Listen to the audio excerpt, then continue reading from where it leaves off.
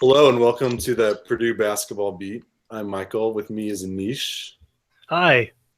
And we've got a very special guest.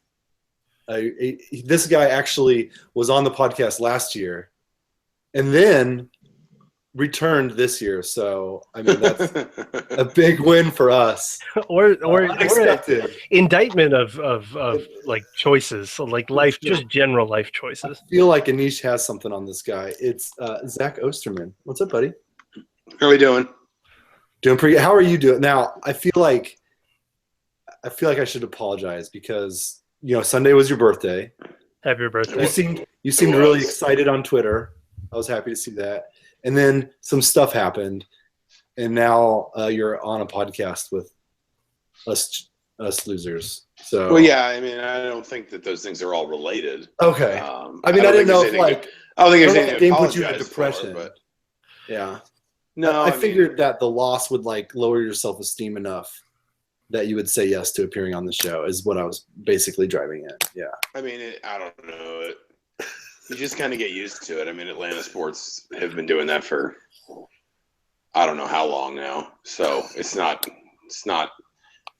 like it was easy to swallow, but it's also not the first time that an Atlanta sports team has just massively let its fans down. So They'll be back. They'll be back, maybe. I don't know. I hope so. That's like the emptiest of platitudes. Like they'll be Who knows? I was in Atlanta in December for work, and I was talking to my Uber driver on the way back to the airport about sports, and this man was bitter.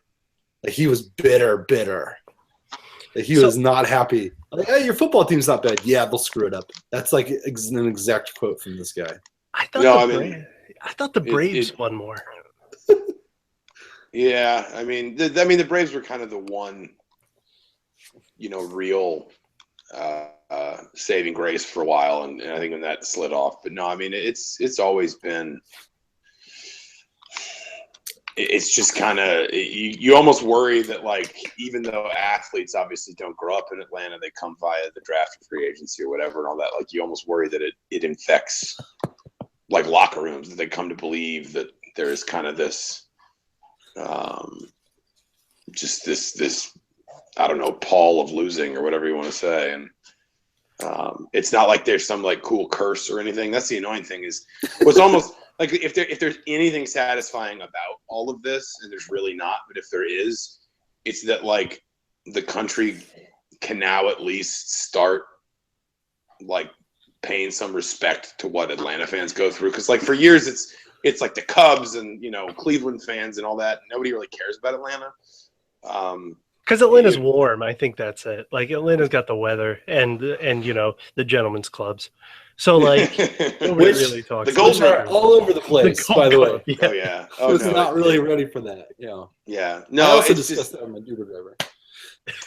It's just I don't know. It is what it is, and I mean, I actually, strangely, this is not common for me. Am somewhat encouraged by the idea that this is just a one sort of hit wonder kind of thing. I mean, the Falcons made the Super Bowl in 1999 and went 5-11 the next year, and they came within about 15 yards of the Super Bowl in 2012, and then just completely fell off a cliff, and Mike Smith wound up getting fired within a couple years. So I mean, I actually am strangely encouraged that this is not just kind of a 1 year thing. But nonetheless, I mean, to be up 25 points in a Super Bowl and then to have to kind of say that out loud is pretty rough. I honestly to be up for 2 years in the first round of the NCAA tournament by double digits with 1 minute left and have 2 straight collapses in Purdue these last 2 years. I think we're sorry. Yeah, I mean, you're talking about themes that are very familiar to Purdue basketball fans. Yeah. Rembert Brown actually on Twitter attributes it to the curse of the Olympics. There was some kind of deal with the devil to get the Olympics in '96, and it all stems back from that curse of the Olympics. Yeah, I mean, it's possible. I guess. But if you even think, I mean, there are certainly historical markers before that. I mean, the total like wasting of Dominique Wilkins' prime, or I don't know if you call it wasting, but I mean, just the fact that Dominique Wilkins is in his prime right when Larry Bird is in his prime, and then sort of transitions into Jordan in his prime, and always winds up kind of being the third best player in the East. Sort of kind of has like a John Wall or a Paul George, kind of complex there. And then a lot of people don't know this, but the Falcons, I believe, still hold the record for fewest points allowed per game in a single season. It was like in the 77 or 78. They allowed something like 9.7 points per game, something insane, even for that time. And nobody realizes that. It was called the Grits Blitz, and nobody realizes that because they didn't even make the playoffs. They had the best defense in NFL history, and they didn't even, in one respect, and they didn't even make the playoffs. So it's just like, you get to a point where, I don't know, like I said, it it just kind of feels like everybody's got to be good at something, and that's what Atlanta's been good at for years. Lost 3 hockey teams. You could technically lost the Braves to Cobb County, but yeah. Well, I grew up about 5. I mean, I grew up a mile from where the new stadium's going in. So so you are Cobb County. You're the Cobb County problem.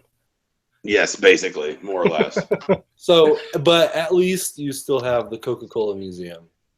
A new one just opened a few years ago. Not too long ago. Oh, I went. It was an experience. I tasted Coca-Cola from around the world. Did you have the Italian one? I did. I took a picture of it because it was so bad. It's disgusting. It's awful. They leave it in there because, on the tour they'll be like, you need to try this. It made me feel hatred towards Italians. Let me just say that. Like, I drank that and I was like, F that whole country. It's not good. It's really bad. It's disgusting. It tastes like bad cough syrup. I mean, that's been sitting out and then poured inside of a battery and then poured back out. Yeah, it's really bad. It's disgusting, and yet, at some level, I wonder if they even sell it there anymore, or if it's just become something that the Coke Museum keeps around because they want to say that they still, that they want to have the really gross drink that everybody shows up to try. But yeah, they definitely pointed it out. I think they do that to laugh at visitors, to be honest. It was really bad. But, at least I got to take a look at all the Coke ads over the last 100 years. So there you go. See? It was good. Yeah. It's a great city. It is a great city. I love the aquarium. It actually is a great city, and I mean, it's my home, and I love it, and I don't really care what happens in the Super Bowl. I will always enjoy being from Atlanta, but Sunday was rough. You're in Indiana. Sunday was rough. Not gonna lie. So why are you even on this podcast, man? What are we even talking about? What are we supposed to be talking about? Oh yeah, there's a game. There's a game coming up. There's a game. There is. Fairly big one. It's not as big as it could have been, right? And IU injured, and that's sad. I like rooting against IU when they're when they're legitimately good. Yeah, I mean, it's been a weird year, and even frankly before the injuries. I mean, the injuries are kind of maybe the reason that Indiana can't really for lack of a better term, can't fix itself at this point. They definitely aren't the only reason that all of this has happened. I mean, that this team that could beat Kansas and North Carolina and be so good in November, even respective of the Fort Wayne loss, is now, I mean, I think I would personally guess more likely to miss the NCAA tournament than to make it. Ooh, you think so? I do, and I think Saturday's game is pretty big in that respect because they've beaten one KenPom top 50 team since November 30th, and that was Michigan State. And considering Michigan State's currently taking it in the teeth at Michigan, I'm guessing they're not going to be in the KenPom top 50 a lot longer. And they've just kind of been bouncing in and out of it. I mean, they quality. They need some heft on their resume, and there's nobody really there to give it to them right now. And you look at this stretch of Purdue and Michigan at home, then you finish with 4 or 5 on the road. And yes, they've had the injuries. The reality is that I think some of the defensive backslide really started before that. In fact, I know it did. And the turnovers have been an issue all season long. And I think some teams maybe just kind of figured out how to take advantage of some of those weaknesses a little bit better. I mean, they were 3-3 in the conference with OG Anunoby, but whatever they are and whatever they aren't and whatever they can make themselves or however they can fix themselves or not, they need wins, and they need them fast. And this week with 2, I mean, I don't know if Michigan goes to the tournament or not. Obviously, Purdue is more than comfortably in if things continue the way that they are. This week's really big for them. This is, I mean, in some ways, I think they almost need to win both, frankly, just to give themselves some cushion to set up for, again, that stretch at the end of the season where they're going to be 4 or 5 on the road, and the only one at home is Northwestern, which isn't all of a sudden isn't exactly a gimme itself. No, I think they'll be frisky. I don't know. Yeah, Northwestern. Now that I look at that, at Minnesota, at Iowa, home versus Northwestern, then at Purdue, at Ohio State to end the year for IU. That's a rough stretch. That's brutal. Yeah, and I mean, it's just, again, I mean, the injuries are what they are, but at the same time, they had 3 in a row to start the conference season. They lost 2 of them. One to Wisconsin, which I suppose isn't like the worst thing in the world, and then one to Nebraska, which kind of really is when you're talking about trying to build an NCAA tournament resume. And they didn't take advantage of that stretch, and now they're kind of staring down the barrel of this stretch. And again, we could talk about matchups and stuff all we want, but in a broader sense, Indiana really needs at least one. I mean, Indiana absolutely cannot come out of this week winless. If they do, they will not go to the NCAA tournament. I am absolutely confident of that. They need at least one win, and the Purdue win would be a lot more valuable, frankly, just because of, Michigan is beating the hell out of Michigan State right now, but Purdue's got a better RPI. It would be a more impressive win, even if it happened at home. So what's different? Like, what changed with this team? Like, how can you score 103 points against Kansas and then do what they've done lately? Well, offensively, they're definitely missing some guys. Anunoby was a matchup problem at the offensive end of the floor. James Blackman Jr. has been out the last 3 games. I think he will play. They're still a top 20 offense, according to Ken Pomeroy. And that's with, quite frankly, just to be honest with you, this team shoots, for example, 38.8% from behind the 3-point line. You look at last season's team, that team shot almost 41.6%. This team is not quite so just sort of knock them out deadly from behind the 3. Last season's team set a record for most 3-pointers in a Big Ten game. I think it was either 17 or 19. Right. This season's team can get that hot, but is not as consistent with it. It does not have as consistent of a 3-point shot as last year's team did. There aren't. First of all, there's no Yogi Ferrell, which is also a huge problem with the turnovers. Indiana's 313th nationally in turnover rate. Yeah. And there's also there's no Nick. They lose Colin Hartman. There's no Nick Zeisloff, Max Bielfeldt. They haven't necessarily. OG Anunoby, even when he was healthy, wasn't really shooting the ball the way that he did to start the season, the way that he did as a freshman. He was getting more shots, obviously, but his 3-point percentage was down significantly. And so they're not quite as just sort of devastatingly efficient offensively as they've been in the last, 2 or 3 years with Yogi Ferrell, with all those shooters. And the other thing is the turnovers. The turnovers are a problem at both ends because on the one hand, if you're not quite as good offensively, you can't afford to be wasting possessions as much as they are. And on the other hand, the biggest difference statistically between Indiana in November and Indiana right now is defense. And when I bring up turnovers with defense, I haven't looked at the numbers recently, but there was a point in January where Indiana was in like the 83rd or 84th. I'm totally stealing this from Rob Doster because he had me on his podcast and mentioned it. They were in like the 84th or 5th percentile nationally in half court defense. Like they were, a top 15% in the country half court defense.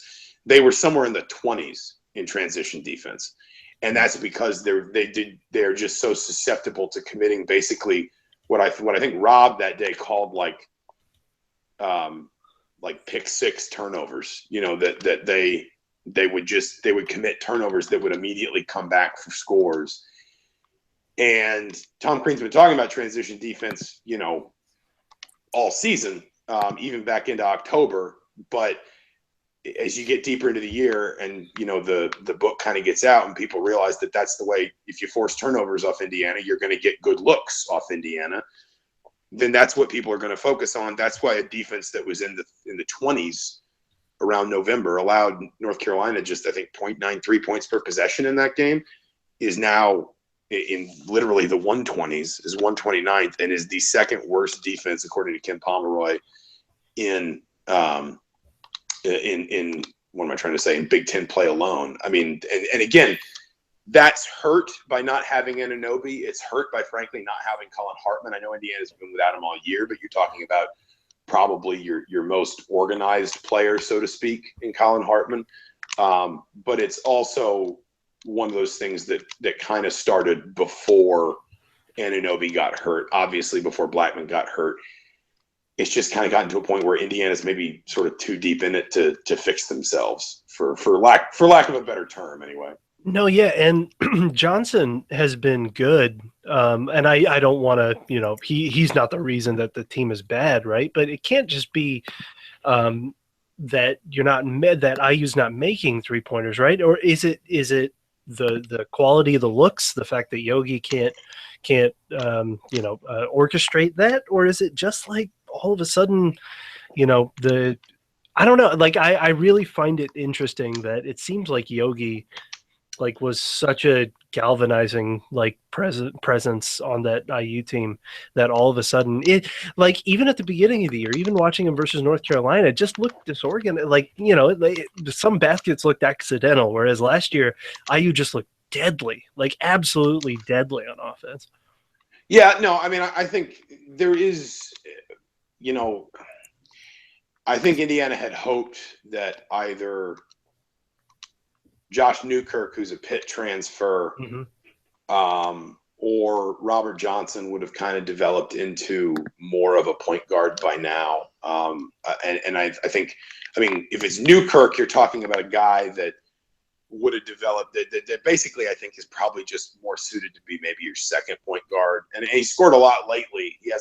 It's weird. He scored 49 points in his last 2 games, which is far and away. I mean, that is a massive departure from what he's done most of the rest of this season. But he also only has had, I think, 3 or 4 assists in that time. So you're getting points, which you need because James Blackman's out, but is he really behaving as a point guard in those situations? Or is he, I don't know why I put weird emphasis on the word guard when I said that, but the point guard. But is he, I guess maybe the emphasis should have gone on point. Is he a point guard or is he a scoring guard in these last couple games in this little outburst? And Johnson was always kind of supposed to be more of a combo guard. I mean, even going back into high school, that's what he and his coaches talked about Indiana basically selling to him, was that they wanted to develop him as sort of a scoring ball handler, if you will. Sort of, I guess maybe the term would be more of a lead guard than a point guard. But neither one of those guys, I mean, you're talking about dudes who Johnson's turnover rate is 21.4%. Josh Newkirk's turnover rate is 24.2%. That's just way, way too high. And yes, turnovers are going to happen. Tom Crean says that a lot, that in his system, they play fast, turnovers are going to happen. And that's absolutely true and absolutely fair. But I've seen Tom Crean teams that turn the ball over a fair amount. This is abnormal even for wanting to play at the speed that he wants to play and all those different kinds of things. This is something that is just I'd have to go back through all the years, but I think this is about as high. I'm literally just scrolling back in KenPom. This would be the highest turnover rate they've had since 2014 when they were young. and they couldn't shoot, and they could not stretch the floor at all or space the floor at all. And they just, I mean, their offenses that were just, I mean, their offense was brutal to watch that season. Even defensively, they're not forcing turnovers at all. They are, in the bottom fifth, bottom 40 out of 351 schools in turnover percentage this year. Yeah. So like the defense, they're not ending possessions. They're not a great rebounding team. I mean, they were. That's one thing that like has really receded a little bit. Yeah. Since Anunoby got hurt. Okay. I mean, they were, and I mean, they're still 10th in offensive rebounding percentage. What they've really struggled to do is keep opponents off the glass, and that's been something that's really changed since OG Anunoby went down. I think that's a really big difference. So, but go ahead. Sorry. Oh, I was gonna ask. So, a lot of these issues, especially with turnovers, you touched on this a little bit, but that when you called Colin Hartman, I use most organized player, a lot of that stuff kind of comes down to leadership a little bit on the court, right? Like, whose team is this really? Like, there's no question that Yogi Ferrell was IU for the time that he was there. Who's sort of taken over that leadership role for these teams? Yeah, I mean, that's kind of the other thing, and that's been something that Crean has talked about since the summer. At some level, I think Tom Crean kind of saw some of these problems coming, and coaches usually can. You're trying to fix them before you run out of time, because you can't fundamentally change a team usually over the course of the season. It's very hard to do because you just don't have a lot of time to step back and work on sort of broader concepts. Leadership is definitely something. I mean, I can't tell you what all the dynamics are. I'm not in that locker room, obviously. I do think that this is a team of guys that generally like each other. I don't think it's team chemistry, like there's a lot of personality clashes or anything like that. I do think at some level there's not a lot of really sort of alpha male personalities on this team. I think that's definitely an issue. I think that would be a very different situation if Hartman weren't hurt, because I think Hartman would be, he'd probably start, and if he didn't, he'd be one of the first guys off the bench. So he'd always be around. He'd always kind of be in huddles, and he's a guy that it's weird to think about. I mean, Colin Hartman's been involved in some way at Indiana since he committed the November of his sophomore year of high school. So, I mean, there's a guy that can literally go back to, what would that have been? That would have been 2010, and how bad it was back then and all that different stuff. And he's been through a lot at Indiana. He's had injuries. He's had, he's been a part of teams that really struggled. He's obviously been a part of a team that won a Big Ten title. I think he really would have been big for this team in that way. And I don't know if maybe guys just kind of figured I don't want to say took him for granted, but guys like Johnson and Blackman, who maybe are fairly well spoken, but aren't necessarily really kind of outgoing and sort of like aggressive leaders in that way, quote unquote. Maybe they just kind of thought, that's Colin's corner of the store this year, and we'll, support him, and he's our guy, he's our leader, he's the one we're going to follow. But without him, there's no question nobody's been able to step in. I think guys have tried. I think at times Thomas Bryant's tried, but he's a guy who I think can just be a little bit too emotional for his own good sometimes. I think that Blackman and Johnson in their own ways have tried, and it just hasn't quite worked maybe the way that they need it to. The thing about like leadership, and I've said this on a 2 or 3 different times this year when people have asked me, like, it seems like the simplest thing in the world until you don't have it, because you can't force it. You can't like make somebody be a leader, and it's kind of a lonely job in a way. You've got to be the guy who, is calling his teammates out for, slacking off, or you got to be the one that's breaking up the fun at practice or whatever. I mean, anybody who's ever been part of a sports team knows that, like, every once in a while you may like a guy and he's just got to be the one that kind of gets in your face. But in the moment, sometimes, teammates resent that. And it's not the easiest thing in the world to be that player. And I think that you just don't have the personalities on this team. Again, I think this group gets along, but I don't think you've got personalities on this team that just are naturally predisposed to sort of seizing that moment, or those moments probably is the more accurate way of putting it. And you wind up in a situation where, as you said earlier, like, that's an intangible kind of quality, but on the court, things look maybe a little bit disorganized, a little bit, a little bit slapdash. There's moments when you kind of feel like guys just aren't comfortable with, what they're doing or what they're supposed to be doing. And you wind up with a team that is really good offensively because Tom Crean's a good offensive coach and there's still a lot of talent here. But also a team that just can't seem to kind of keep itself just structured and organized enough to like turn the ball over a little bit less or communicate just a little bit better on defense or, something like that. And here we are, early February, and a team that beat Kansas and UNC is worried about missing the tournament. So if we go to something good, at least that IU has this year, Thomas Bryant has just been production wise, leadership wise, we can talk. We already touched on, but production wise, I think he's been he's a pretty good basketball player.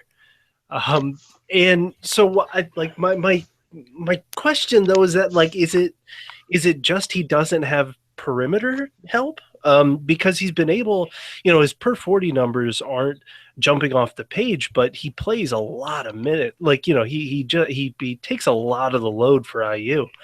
And so I've been really impressed with it. I never actually was that big. I wasn't a big Bryant guy last year, and this year he's impressed me. So why isn't IU succeeding even though he's been pretty good this year?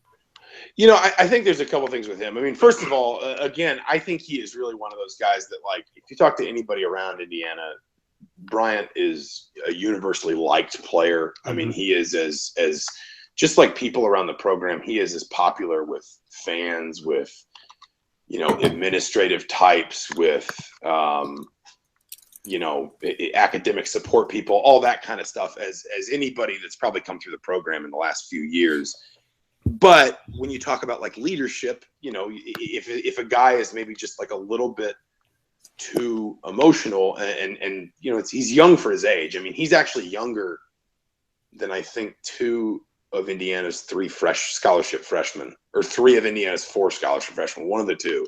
He is actually physically was born after them.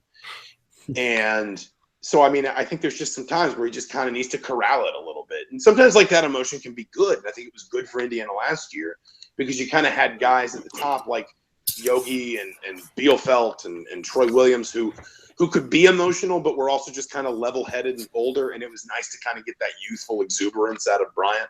But when you maybe don't have kind of that firm kind of hand at the wheel, sometimes to just sort of pull him back in, it could be a bit of an issue. I do think in terms of just like sort of workload, he's absolutely stepped up. And in particular, since OG Anunoby got injured and his not all of his numbers look great. He's shooting the ball a lot better than he did last season from behind the arc. Well, he's shooting a lot more than he did last season, first of all. He only took 15 3-pointers last year. He's taken 40 already this year.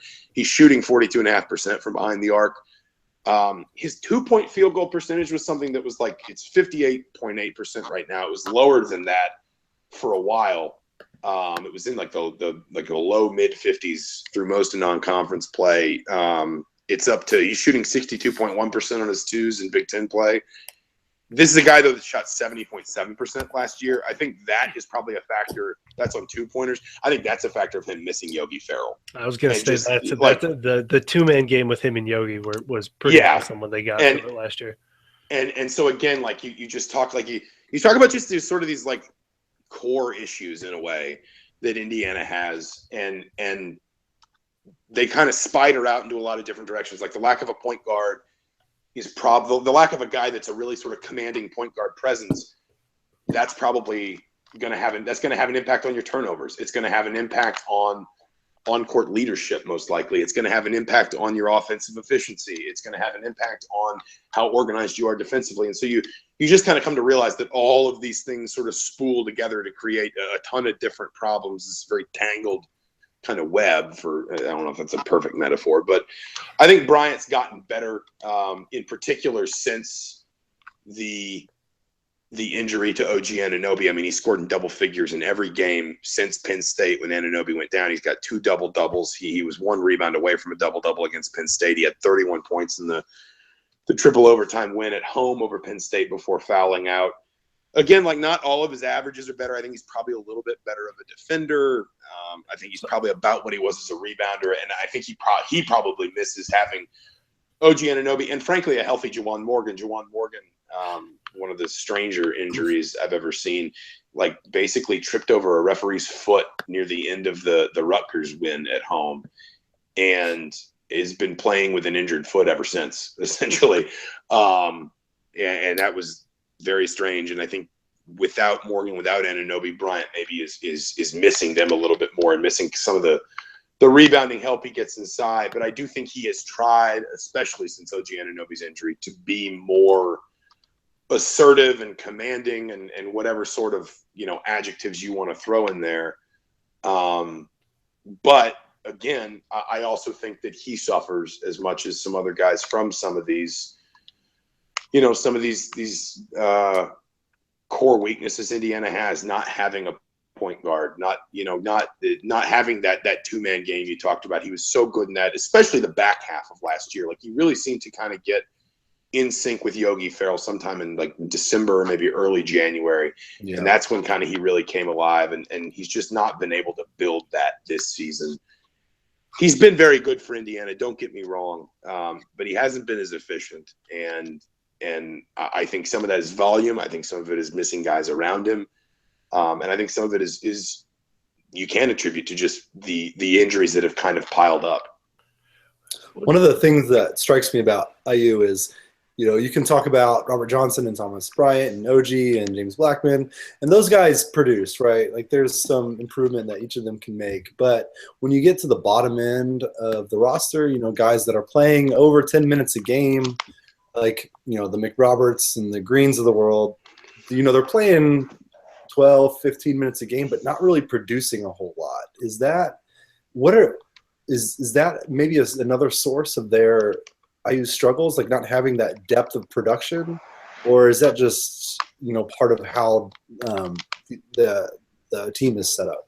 Well, I mean, Tom, like, sometimes I get, not sometimes, this is a fairly common criticism. Fans want Tom Crean to play a tighter rotation, and more or less what I say is he can't. I mean, he wants to play really fast. He wants to play really up-tempo basketball. That's what he knows. That's his system. That's how he coaches. And he can't play a 7-man rotation because dudes will just get tired too much. And so he's got to be able to go at least 8 or 9 deep. Have the freshmen maybe come along quite as quickly as you'd hope? I'm not sure. I mean, I think Deron Davis certainly has. Devontae Green and Curtis Jones have both had moments. I don't think either of them's been, just sort of, Jones had a huge game against Kansas, and we all kind of looked at it and thought, man, is that, he was incredible. Is that what we can expect from him, all season? And obviously not necessarily 15 points a game, but that level of confidence as much as anything else. It hasn't maybe come to pass the way that Indiana would hope. But again, I think that's one area where it is fair to kind of point back to some of the injuries and say, would we be relying? I mean, Devontae Green and Curtis Jones have been starting these last, like one of them has started each of Indiana's last, I think, 3 games. Right. That's not happening if Colin Hartman and OG Anunoby are healthy. And those are guys that are giving you 4 points a game, right? Yeah, and that's not happening if James Blackman's healthy. And I don't want to pin it all on injuries because again, there are some fundamental weaknesses within this team that sort of made themselves known. Obviously, after Hartman got hurt in the preseason, but well before Anunoby got hurt, well before Blackman got hurt. And I would expect Blackman back soon. In fact, I would I would bet it's more likely than not that James Blackman plays on Thursday night. In what capacity, I don't know, but just kind of reading the tea leaves, I think he's going to be ready. But in general, if there's one area you talk about depth, I mean, that really has, for a team that, I mean, at this point, frankly, without being flippant, needs to be able to outscore opponents to win. That depth is just, it's something that they couldn't afford to lose. And I also, like I said this at the beginning of the season, and it seems so sort of, I mean, pointless now. But I said, like, what made Indiana so tough against Kansas was that they could attack you in so many different ways because they had, like, you know, they had this 6'8" wing who could shoot threes and also out-jump everybody. And they had, you know, a 6'10" center who could shoot threes. And they had, you know, one of the best scoring guards in the country. And Juwan Morgan off the bench, and Robert Johnson can shoot a lot better than I think people realize he can, and so on and so forth. And yet at the same time, when they were playing well, and I think Kansas really had this problem, North Carolina did to some extent too, there's no like obvious place to start with Indiana, because you can't, like, you could at least sort of start with Yogi Ferrell. You know, last season, if you face Indiana, we've got to figure out a way to get Yogi out of his game. If we can't do that, we're not going to win. If we can do that, we're going to have to move on to this thing and this thing and this thing. But we at least have to start by figuring out how to get Yogi Ferrell out of his comfort zone.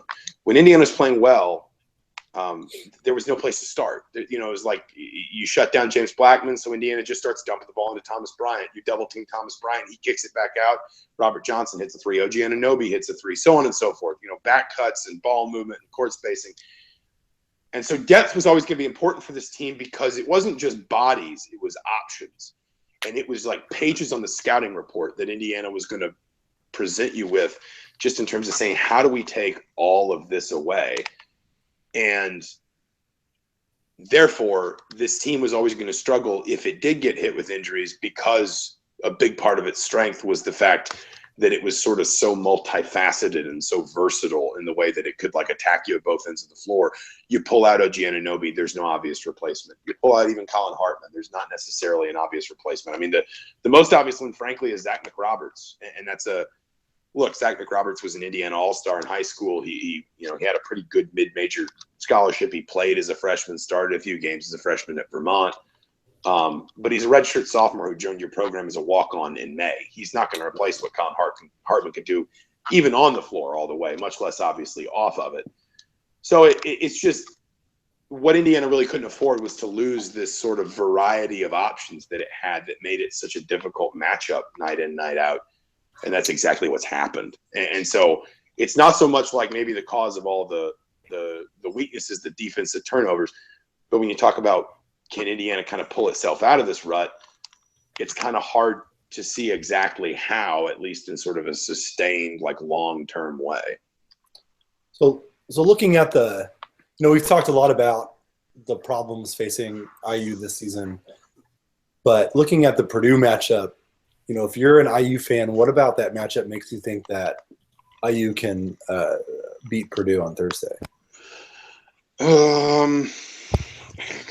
I mean, it's at Assembly Hall. I mean, you know, and Assembly Hall is in big games, and this is obviously a big game. Wherever Indiana's fan base is, this is a big game. Assembly Hall, not unlike Mackey Arena, is good for 7 or 8 points. You know what I mean? Is good for just willing a couple of bad shots to go in or a couple of good shots to bounce out. But I mean, you just there's no like obvious matchup to exploit. It's not like Indiana can go down low on Purdue. It's not like, you know, I could maybe have seen like when Vincent Edwards was struggling earlier this year, I could maybe have seen like, well, maybe you try to kind of, you know, put OG on Vince Edwards and see if maybe you can get Edwards to struggle a little bit or get OG in like a real groove. But obviously that's completely moot at this point. Caleb Swanigan's playing as well as anybody in the country, frankly. If for the record, he's and I'm not saying this because I'm on a Purdue podcast. I'm saying this because I'm tired of the Ethan Happ hype train. He's a very good player.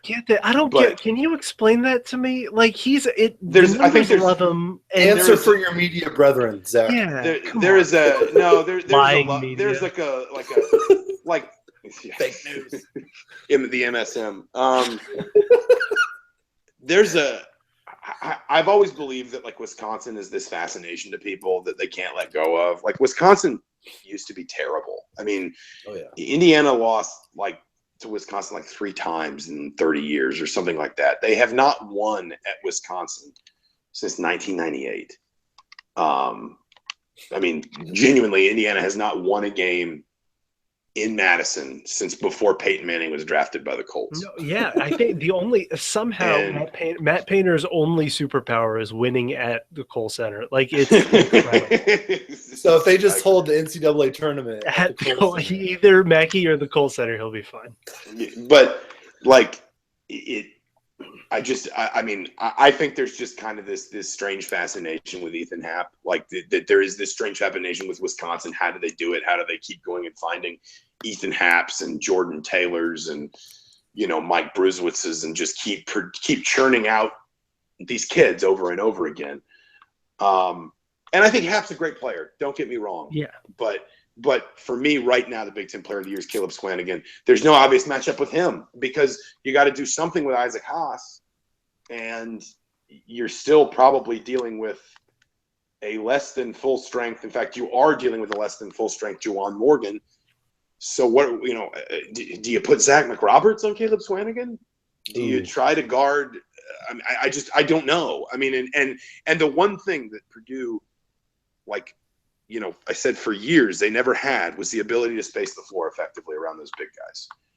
And now here we are, and they're the 3rd best 3-point shooting team in the country. And they've got 3 or 4 guys that can just absolutely lights out shoot the ball.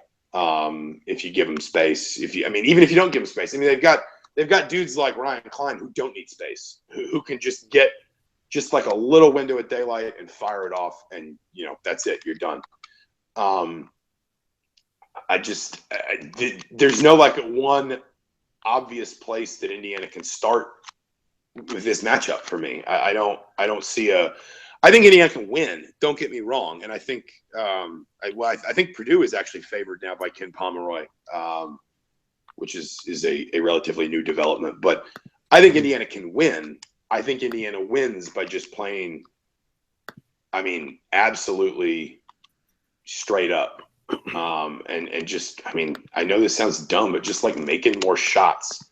They don't have. I mean, you know, it's not going to be a defensive. You know, it's not going to be a defensive like battle between IU and Purdue. And Indiana is not the kind of team that can just sort of just muck it up and make it real ugly. You know what I mean? Like Indiana's not a team that's built to be built to just kind of turn games into rock fights.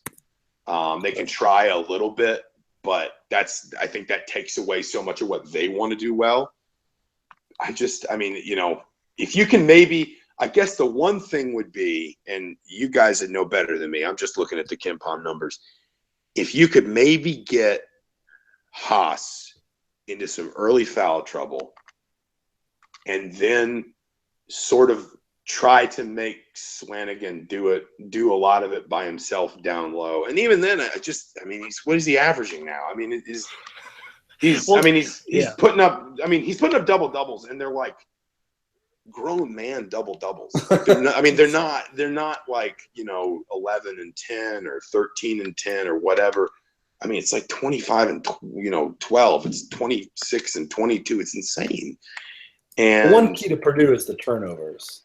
Yeah. Something that Purdue and IU. But I mean, if there's and I'm not trying to be flippant because I don't want to sound like I'm sitting here making fun of IU because I'm really not. But I mean, if there's a hold my beer matchup, like in all of this, like yes, Purdue turns the ball over 18.7% of the time. That's fine. Indiana turns the ball over 21.3% of the time. Like you want to see a team that struggles with turnovers, and also again, it's not just the turnovers; it's how bad Indiana is too often in transition. I think they lost to Wisconsin earlier this year, and obviously this was pre-Anunoby injury, but it's still fairly relevant. They lost to Wisconsin earlier this year, and They only turned the ball over 13. This was in Bloomington. They only turned the ball over 13 times, but they gave up 23 points off those 13 turnovers. Oh my God. Michigan outscored them, I want to say 25-4 in points off turnovers. I mean, they are just really bad in transition, and they commit the kinds of turnovers that put themselves in those bad positions, and then they can't really handle them. So I'm not like trying to be flippant about IU. I'm just saying, I know what you're saying with Purdue, but it's an even bigger problem with IU. And as you pointed out, Indiana is literally 313th in the country as I'm looking at it now in both turnover rate and opponent turnover rate. They don't force a ton of turnovers. And they've talked about that as like an emphasis, like trying to force a few more turnovers. But I think there's this constant, frankly, just this constant fear of trying too hard to do that and getting caught out defensively and making more defensive mistakes. Yeah, I mean, that's the biggest thing for Purdue this year is that they don't actually force too many turnovers. The reason that by the numbers they're a good defense is because they don't really play the passing lane too much, and Biggie just kind of vacuums up every single rebound. And that's why rebounding percentage is one of the big four, stats, right? What's his name? The Dean Oliver stats. Like defensive rebounding to end possession, like to end the other team's offensive possession. That's a huge key to it. So Purdue doesn't have a single good offensive player or defensive player, but somehow they still have a good defensive team, and that's a reason. So I buy that line that they're not actually going for the turnovers. The problem for IU is trying to keep Big E off the offensive glass, and that's going to be a tough challenge. That's the only reason why actually Purdue plays best without the two bigs in the lineup at the same time. This is one of the games where I would just throw Haas and Swanigan at IU and just try to get every single rebound and put back. Yeah, I mean, Indiana was they finished they were at one point a truly fantastic offensive rebounding team at both ends of the floor. They finished. I think I want to say they finished plus 13 or plus 14 against Kansas on the boards. And I know rebounding margin isn't everything. And I know Kansas certainly doesn't have the kind of front court that maybe we're used to a team of Kansas's caliber having, but you're still playing Kansas. I mean, you're still playing a team of hyper athletic 4 or 5-star dudes. And they just wiped them off the glass. North Carolina is maybe the best rebounding team in the country. And they went absolutely toe-to-toe with UNC that night. But the injuries, that's where the injuries have really piled up. And, Blackman's a really good rebounding guard. Colin Hartman, and whenever I talk about Hartman, I know that I'm saying things that totally and completely sound like I'm just playing into every white person stereotype. but I mean, it's what the kid is. He's a kid that dives for loose balls. He's kid that real gritty. He's got that grit. He digs high basketball IQ. Right, he digs his nails in defensively. And one of the things he does really well is boxing out for a guard. A big part of Tom Crean's offense is basically saying the quicker we can get the ball into the hands of a guy that we're comfortable initiating the break, the more dangerous we are. Because if a big man rebounds the ball and he's got to stand there and look around for a guard, then that slows the break down. But if a guard rebounds the ball, then you can just go. Then you're off. And Hartman was really good. He got really good, frankly, in that season where Indiana had no size whatsoever at basically creating rebounding lanes for Yogi Ferrell and Robert Johnson and James Blackman to go in and get rebounds and bring them out and start the break as quickly as possible. Not having him really hurts in that regard. OG Anunoby is a fantastic rebounder, and obviously, you're not getting him back. That.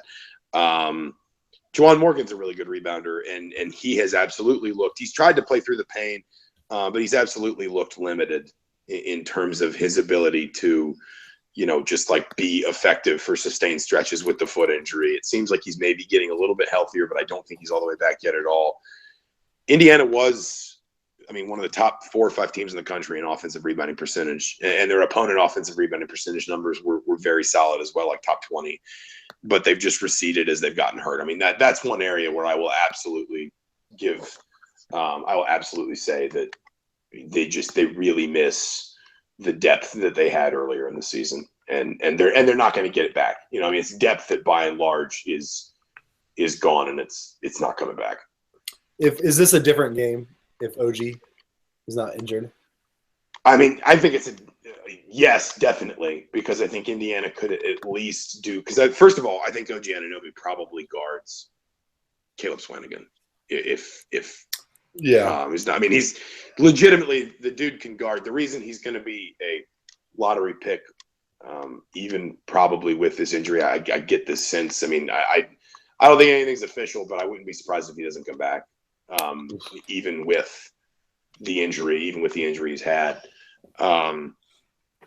Even given that, I still think he's a lottery pick, and a big part of the reason is he can guard 4 positions, and he can do it pretty comfortably. And I think if Indiana had him, then it could maybe be creative with his matchups against Swanigan and also against Edwards and even frankly against all those guards, and maybe you put OG Anunoby on PJ Thompson or Carson Edwards or somebody for a little while. Like that's something Tom Crean used to love to do with Christian Watford. Watford wasn't the most athletic dude, wasn't the most side to side quick dude, but he was just so long that like he'd just throw him at Keith Appling or who was the small point guard? Was it Frank Jackson? Lewis Jackson. Lewis Jackson. Yeah, he'd throw him at Lewis Jackson, and like Lewis Jackson's way quicker than Christian Watford, but you just see him just think like, what am I supposed to do with this? Like this dude's just huge, and he wouldn't do it for sustained stretches, but it would just kind of throw everything off for a little while. And OG you don't have that flexibility. Yeah, and OG Anunoby gave you the option to just kind of throw a different look, like every few possessions down the floor. Holy crap! There's a 6'8" guy guarding our point guard. What are we supposed to do with this?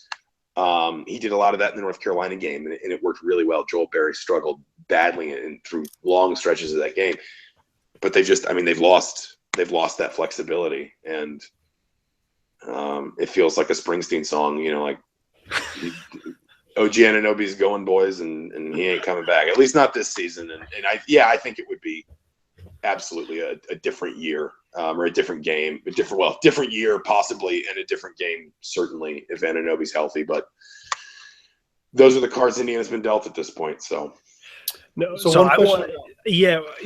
want to definitely have you back on to talk about like how just OG and Bryant are perfect NBA players.